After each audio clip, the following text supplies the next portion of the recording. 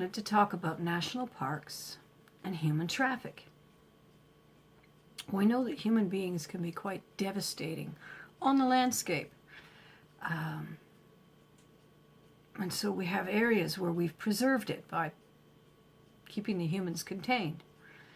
And it was interesting, I was watching a campground and noticing that the flora in that region between the campsites was a lot denser than in the surrounding desert. It was the same kind of plants, but they just seemed a little healthier, a little bigger, a little deep, and denser. I was noticing, in fact, that they were well screened from each other, each campground. And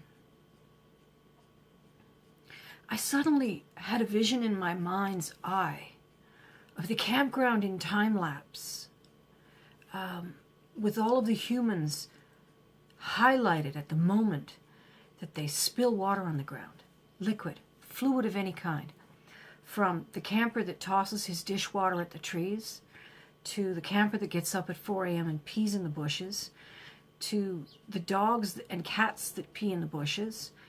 There's the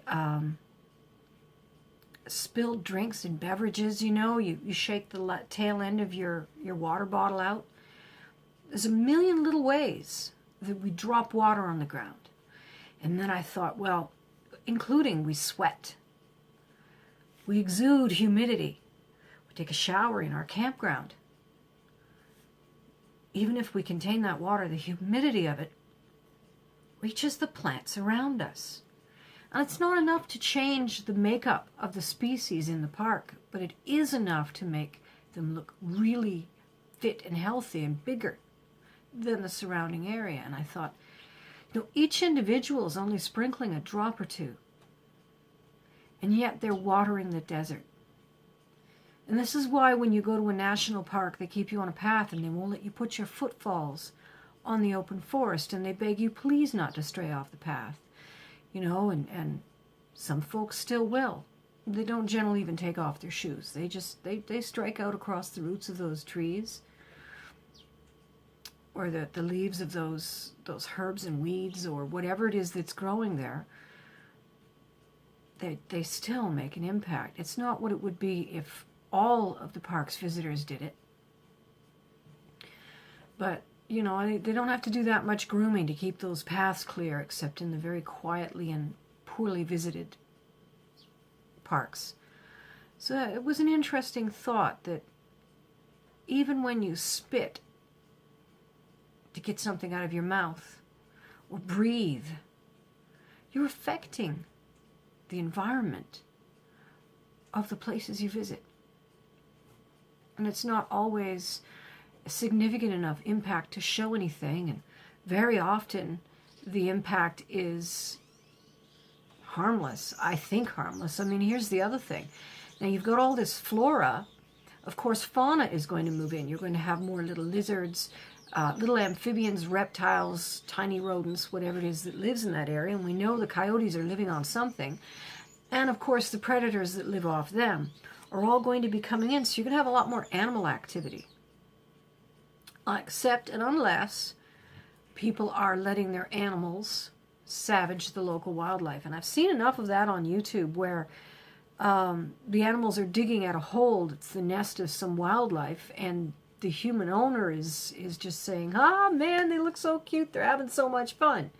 Not recognizing that their animals are actually barbarian invaders at this moment, creating havoc for the local residents to greater or lesser degree, and we don't always see what they kill. They don't always, the dogs, I think a dog always comes trotting back, but cats sure don't. They sit down and they dine on it, or they even leave it behind. They may make a present to you now and then, but they're not showing you the degree of killing that they're doing in general. So, when a cat brings you its kill, what if it's not a gift? What if he expects you to stick it in the fridge and give it to him for supper because he's not hungry right now and he'd like you to keep it safe? Wow. That was mind-blowing. Well, I hope when you walk upon this earth in your explorations, you remember to tread as lightly as you can, whether you're at home or you're somewhere new. Remember, you do make a difference.